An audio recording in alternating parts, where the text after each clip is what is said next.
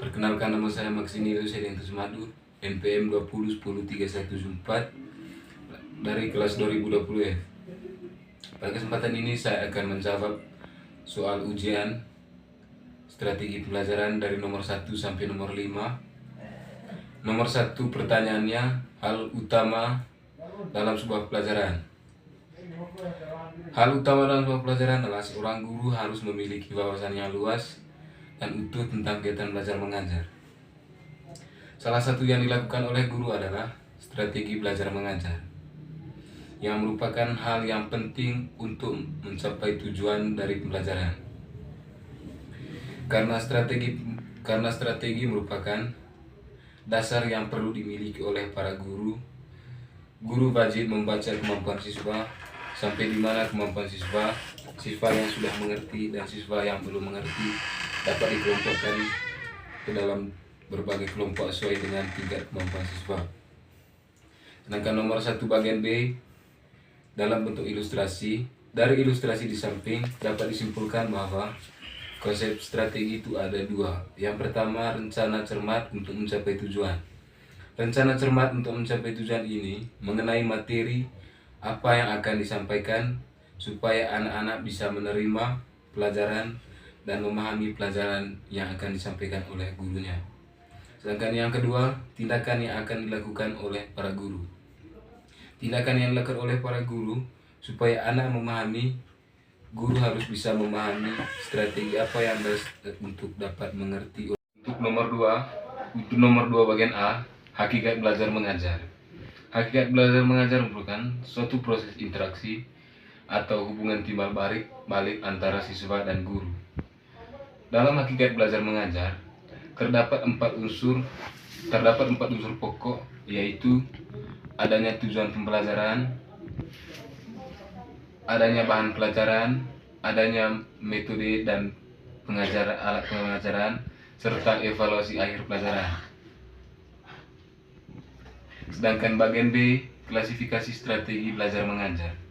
Dalam klasifikasi strategi belajar mengajar, kan dasar yang dapat digunakan, klasifikasi digunakan sebagai kerangka atau acuan. Soal nomor 3, sebut dan jelaskan macam-macam strategi pelajaran. Yang pertama, strategi discover learning. Strategi discover learning adalah teori belajar yang didefinisikan sebagai proses pelajaran yang terjadi bila pelajar tidak disajikan dengan pelajaran dalam bentuk finalnya, tetapi diharapkan mampu untuk mengorganisasikan sendiri. Sedangkan yang kedua, strategi pelajaran yang kedua, strategi inquiry learning, didefinisikan oleh Piaget sebagai pembelajaran yang mempersiapkan situasi sebagai anak untuk melakukan eksperimen sendiri. Dalam arti luas, ingin melihat apa yang terjadi, ingin melakukan sesuatu yang ingin dilakukan, menggunakan simbol-simbol, mencari jawaban atas pertanyaan sendiri. Sedangkan yang ketiga, strategi problem based learning. Problem based learning adalah metode pelajaran yang diberikan adanya masalah nyata sebagai konteks untuk para peserta didik belajar berpikir kritis dan keterampilan memecahkan masalah dan memperoleh pengetahuan. Yang keempat, project based learning adalah pembelajaran yang menggunakan proyek atau kegiatan sebagai media peserta didik melakukan eksplorasi, penilaian, interpretasi, sintesis dan informasi untuk menghasilkan berbagai bentuk hasil belajar. Sedangkan yang kelima, strategi scientific learning. Strategi scientific learning adalah proses pembelajaran yang dirancang sedemikian rupa agar peserta didik secara aktif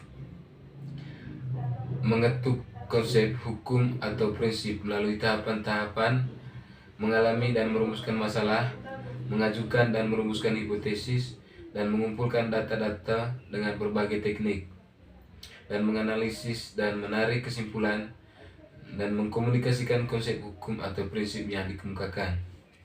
Sedangkan nomor 4, jawaban soal nomor 4, jelaskan perbedaan ketiga pendekatan yang disajikan pada video. Yang pertama, Inquiry Discover Approach.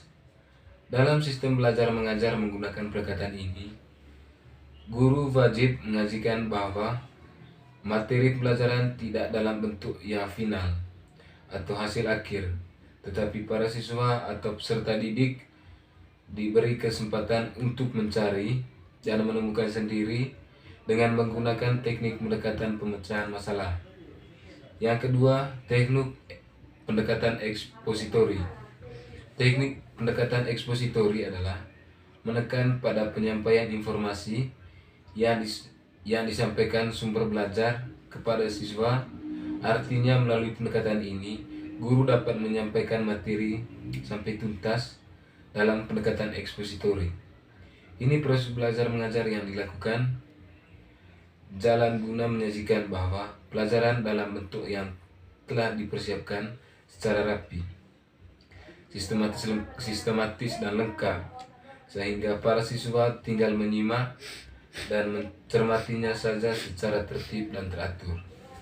Yang ketiga, pendekatan master learning. Pendekatan ini proses belajar mengajar dengan metik asing dukung gitu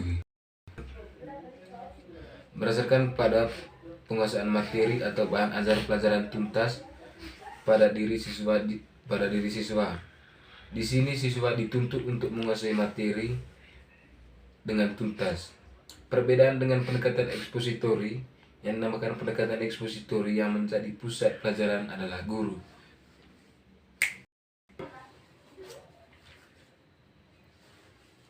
Nomor 5. Sebutkan dan jelaskan 12 jenis metode pembelajaran. Yang pertama, metode ceramah. Metode ceramah adalah salah satu metode pelajaran yang bersifat konvensional, yang dimana guru menyampaikan materi kepada siswa secara lisan. Yang kedua, metode diskusi. Dalam metode diskusi ini, mengutamakan akan aktivitas diskusi yang melibatkan para siswa untuk belajar memecahkan masalah. Penerapan metode diskusi biasanya dilakukan membuat kelompok diskusi dan bertugas membahas sebuah masalah. Yang ketiga, metode demonstrasi.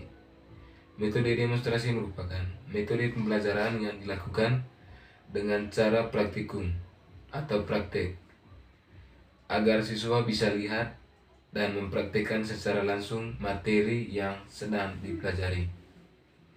Yang keempat, metode ceramah. Metode ceramah biasanya disertai metode lainnya saat menyampaikan materi seperti diskusi, tanya jawab, definisi, dan latihan atau feedback antara pengajar dan murid. Yang kelima, metode resitasi.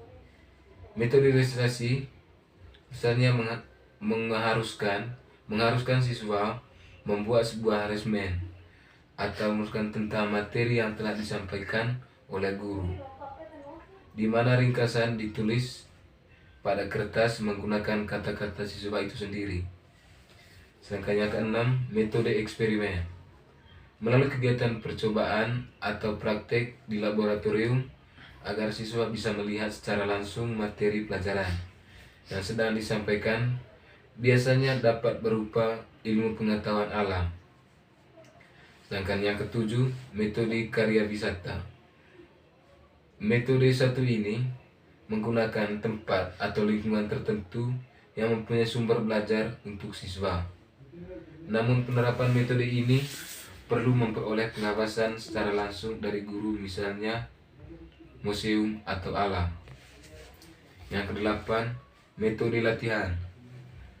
Metode latihan merupakan metode pembelajaran yang dilakukan dengan latihan keterampilan kepada siswa dengan menguasai manfaat atau membuat sesuatu. Yang kesembilan, metode perancangan. Metode ini siswa akan dirancang agar mampu membuat sebuah proyek yang nantinya akan diteliti, dapat berupa perancangan skema, grafik. Metode ini banyak digunakan program khususnya kejurusan. Yang ke-10, metode debat.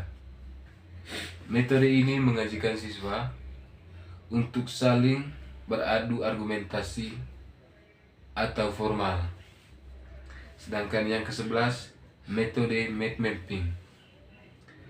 Metode ini merupakan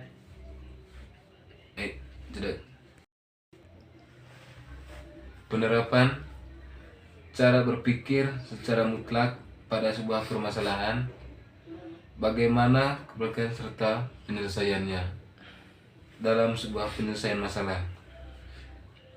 Terima kasih dari ujian strategi pembelajaran.